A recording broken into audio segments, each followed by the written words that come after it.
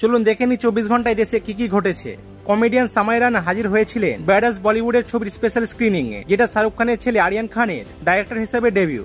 আর সেখানে সামাইয়ের পরনে ছিল একটা সাদামাটা টি শার্ট, যেটাই লেখা সে নো টু ক্রেজ। অনেকের মতে এটা নাকি ইশারা আরিয়ানের দিকেই, যিনি একসময় এনসিবির হাতে ধরা পড়েছিলেন কার্ডেলিয়া এমপ্রেস ক্রুজ পার্টি ড্রাগ মামলায়। ইসরো কম খরচে আমেরিকা, রাশিয়া, ইউরোপ আর চীনের সঙ্গে টক্কর দিয়ে দুনিয়াকে চমকে দিয়েছে। ইতিমধ্যেই 9টি বিশ্ব রেকর্ড তাদের ঝুলিতে। চন্দ্রযান 1 চাঁদের জলের অণু খুঁজে পেয়েছিল। মঙ্গলযান কিন্তু প্রথম চেষ্টাতেই মঙ্গলে পৌঁছে গিয়েছিল। 2017 সালে পিএসএলভি C-35 একসঙ্গে 104টে স্যাটেলাইট লঞ্চ করে রেকর্ড বানিয়েছিল। আর চন্দ্রযান 3 তা ইতিহাস গড়েছিল চাঁদের দক্ষিণ মেরুতে অবতরণ করে। ইসরোর চেয়ারম্যান দাবি এখনো 8 থেকে 10টা নতুন রেকর্ড সামনে আসছে। মুখ্যমন্ত্রী মমতা বন্দ্যোপাধ্যায়ের প্রতিশ্রুতির মতো রাজ্যের সব দুর্গাপুজো কমিটিকে দেওয়া হচ্ছে 1,10,000 টাকা অনুদান। তৃণমূল নেতা রিজু দত্ত জানিয়েছেন, দুর্গাপুজো শুধু ধর্মীয় উৎসব নয়, এটা প্রায় 70,000 কোটি টাকার অর্থনীতির অংশ, যা রাজ্যের জিডিপি থেকে 2.5 থেকে 3% অবদান রাখে।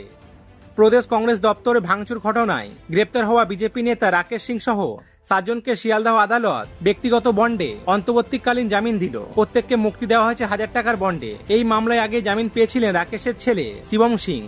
ভাঙচুরের অভিযোগে মোট 8 জনকে গ্রেপ্তার করেছিল ইটলি থানার পুলিশ। কংগ্রেসের দাবি এটা ছিল পরিকল্পিত হামলা, যদিও বিজেপি নেতৃত্ব পুরো অভিযোগ অস্বীকার করেছে।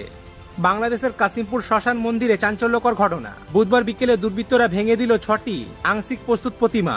কারাই হামলা চালিয়েছে তা এখন স্পষ্ট নয়। বৃষ্টির কারণে কাজ বন্ধ থাকতেই দুর্বৃত্তরা সুযোগ নেয়। পুলিশ ও এলাকাবাসী ঘটনাস্থল পরিদর্শন করছে।